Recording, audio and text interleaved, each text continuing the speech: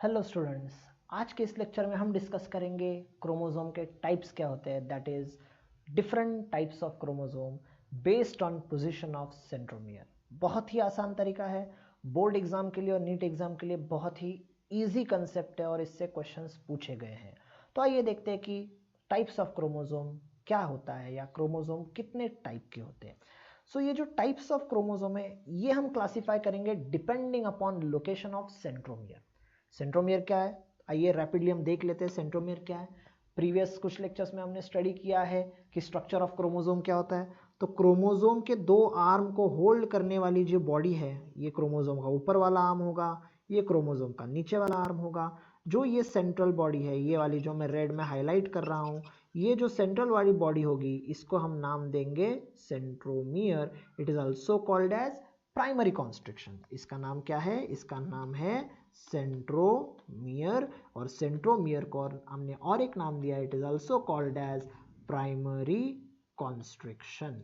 Primary constriction, ऐसे हमने दो वर्ड्स इसके लिए यूज किए। पहले टाइप स्टडी करने से पहले आइए हम देखते हैं, थोड़ा सा जूम करके देखते हैं ये एक्चुअली क्या है, सेंट्रोमियर एक्चुअली क्या होता है। ऐसी ये सेंट्रोमियर की जो सर्कुलर बॉडी होती है, this is actually circular centromere, ऐसे दिखा रहा हूँ। ये सेंट्रोमियर के साइड में छोटे से डिस्क लाइक प्लेट स्ट्रक्चर होते हैं जिसका नाम होता है काइनेटोचोर्स।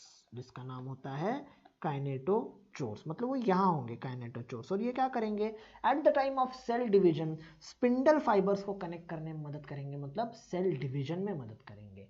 मतलब इसका मेन प्राइमरी फंक्शन सेंट्रोमियर का क्या है, क्रोमोसोम के दोनों आर्म को से होल्ड करना है। उसके अलावा वो क्या करेगा, at the time of cell division spindle fibres को कनेक्ट करने का भी काम करेगा। मतलब यहाँ स्पिंडल फाइबर्स कनेक्ट होंगे और क्रोमोसोमल बॉडीज को पुल करते रहेंगे, ऊपर वाला आर्म होगा या नीचे वाला आर्म होगा। इस टाइप का उसका ओवरऑल फंक्शन होगा। अब इस लेक्चर में तो हमें देखना है कि क्रोमोसोम के टाइप्स क्या है, सेल डिवीजन के वक्त क्या होगा, ये हम डिटेल सेल डिवीजन के कंसेप्ट में देखेंगे। अब देखते हैं जो टाइप्स ऑफ क्रोमोसोम है depending upon position of centromere. ये क्रोमोसोम 4 टाइप के होते हैं। क्रोमोसोम 4 टाइप्स के होते हैं। जो फर्स्ट टाइप ऑफ क्रोमोसोम है उसका नाम होता है metacentric chromosome. It is called as metacentric chromosome.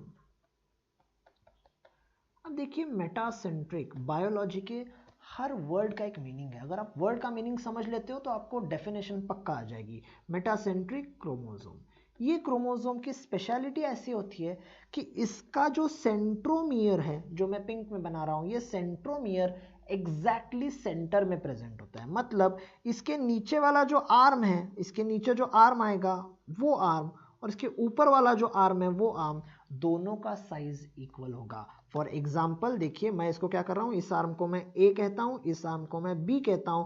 तो यहां पे मैं कहूंगा साइज ऑफ ए और length of A is always equal to B. और ये जो सेंट्रोमियर जो मैं ग्रीन कर रहा हूं, it is located exactly at the centre. It is located exactly at the centre. ये क्रोमोसोम को हम नाम देंगे मेटासेंट्रिक क्रोमोसोम। मतलब मेटासेंट्रिक क्रोमोसोम में हमें क्या याद रखना है, सबसे पहले तो हमें याद रखना है in this centromere is located exactly at the centre. फिर हमें याद रखना है both the arms are equal in size, both the arm are equal in size, दोनों भी आर्म इक्वल है। फिर एक बहुत इंपॉर्टेंट टर्म है यहाँ पे याद रखना कि ये जो क्रोमोसोम है ड्यूरिंग सेल डिवीजन, जब हम एनाफेज के ड्यूरेशन में इस क्रोमोसोम को देखेंगे, ये क्रोमोसोम इस तरह से दिखेगा। इस तरह से दिखेगा मतलब ये सेंटर में सेंट्रोमियर होगा, इसका एक आर्म जो होगा इस साइड में चलाएगा और दूसरा आर्म जो होगा वो इस साइड में आएगा। दोनों आर्म इक्वल है। देखिए इंग्लिश के किस लेटर की तरह नजर आ रहा है, इट अपीयर्स वी शेप। कैसे दिख रहा है ये, it appears V shape during anaphase. It appears V shape during anaphase. बस इतने पॉइंट याद रखने हैं और इसमें सबसे इंपॉर्टेंट जो होगा वो होगा ये वी शेप। मतलब chromosome during anaphase V shape दिखता है, दोनों आर्म इक्वल होते हैं, उसका सेंट्रोमियर एग्जैक्टली सेंटर में होता है। तो such type of chromosome is called as metacentric chromosome, जो हमारा पहला है।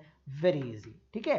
अब हम चलते हैं हमारा दूसरा टाइप ऑफ क्रोमोसोम। दूसरा टाइप जो है उसका नाम है सब मेटासेंट्रिक क्रोमोसोम। जो अब मैं दूसरा दिखाने जा रहा हूं इसका नाम होगा सब मेटासेंट्रिक क्रोमोसोम। सब मेटा सेंट्रिक क्रोमोसोम। इसमें क्या स्पेशलिटी होगी, आइए देखते हैं। जो सब मेटासेंट्रिक क्रोमोसोम है, इसमें क्या होगा, जो सेंट्रोमियर होता है वो थोड़ा सा नीचे आएगा, थोड़ा सा नीचे आएगा, एग्जैक्टली सेंटर में नहीं रहेगा। मतलब ये क्रोमोसोम अपीयर होते वक्त ऐसे होगा, उसका जो एक आर्म होगा वो एक आर्म थोड़ा सा लंबा नजर आएगा और दूसरा आर्म होगा वो कंपैरेटिवली स्मॉलर होगा।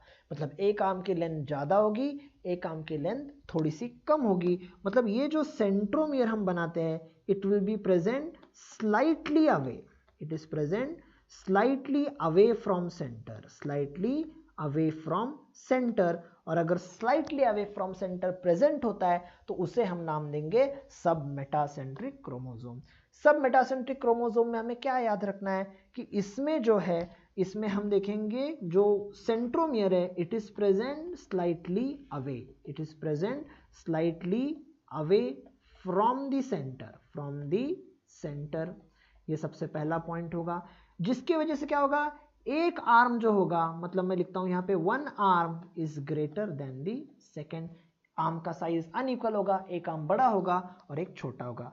अब इंपॉर्टेंट टर्म है, जब हम एनाफेज के ड्यूरेशन में इस क्रोमोसोम को माइक्रोस्कोप में देखेंगे तो हमें सबसे पहले सेंटर में सेंट्रोमियर नजर आएगा, उसके साथ ही हमें इसका शेप इस तरह से नजर आएगा, एक आर्म ऐसे होगा, दूसरा आर्म जो लंबा वाला ऐसे खड़ा हो जाएगा।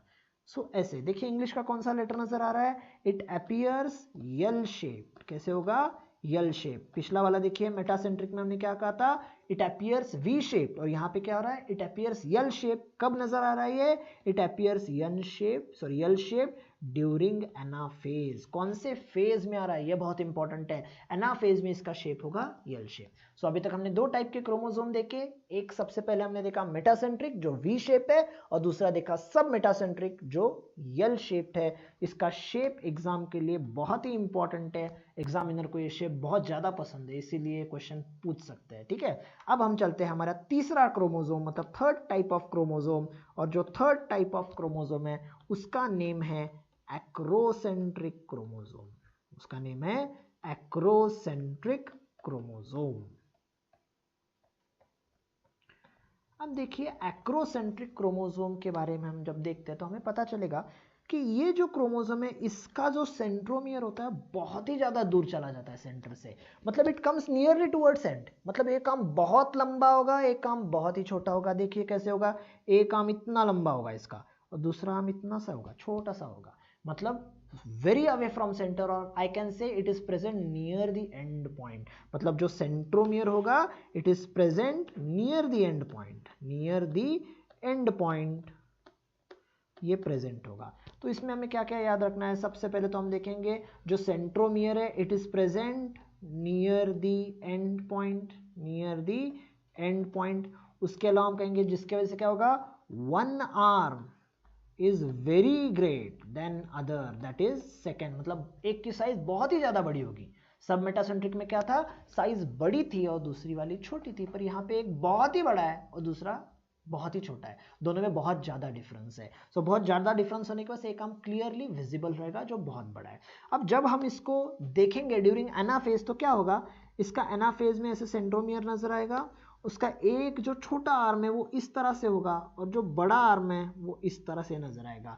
मतलब अगर आप देखते हो विथ रिस्पेक्ट टू अल्फाबेट तो ये हमें दिखेगा जे शेप ड्यूरिंग एनाफेज, ये हमें दिखेगा जे शेप ड्यूरिंग एनाफेज। ये शेप इंपॉर्टेंट है, जैसे मैंने कहा अभी तक हमने तीन शेप देखे, हमने वी देखा, यल देखा और ये देख रहे हैं हम जे शेप। सो ऐसे हमने अभी तक तीन टाइप ऑफ क्रोमोसोम देखे। अब चलते हैं चौथा और इंपॉर्टेंट टाइप ऑफ क्रोमोसोम जिसका नाम होगा टीलोसेंट्रिक क्रोमोसोम, इसका नाम होगा टीलोसेंट्रिक क्रोमोसोम। देखिए स्ट्रक्चर ऑफ क्रोमोसोम ने हमने टीलोमियर ये वर्ड देखा था। क्या है टीलोमियर का मीनिंग, क्रोमोसोम का जो अपर एंड है, टिप है, उसे हम टीलोमियर कहते हैं। तो इस क्रोमोसोम में क्या होगा, टीलोमियर के तरफ ही हमारा सेंट्रोमियर चला जाएगा। सेंट्रोमियर नीचे नहीं आ सकता बिकॉज नीचे सेकेंडरी कॉन्स्ट्रिक्शन है जो न्यूक्लियोलस बनाता है, नीचे सैटेलाइट बॉडीज है जो कम्युनिकेशन करते हैं, तो सेंट्रोमियर कभी नीचे नहीं आएगा। सेंट्रोमियर क्या जाएगा, ऊपर की तरफ जाएगा, उसकी ग्रोथ होगी और ऊपर ऊपर सरकता जाएगा।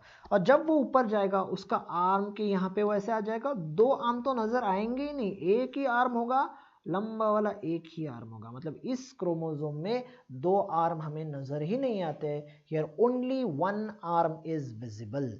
और ये जो सेंट्रोमियर हमने निकाला है, this centromere is present at the tip, it is present at the tip, और टिप का नाम क्या है, टीलोमियर, एट द टिप, और उस टिप का नाम हमने दिया है टीलोमियर। तो इसमें क्या पॉइंट याद रखने हैं, यहाँ पे सिंगल आर्म नजर आता है, it is having only a single arm.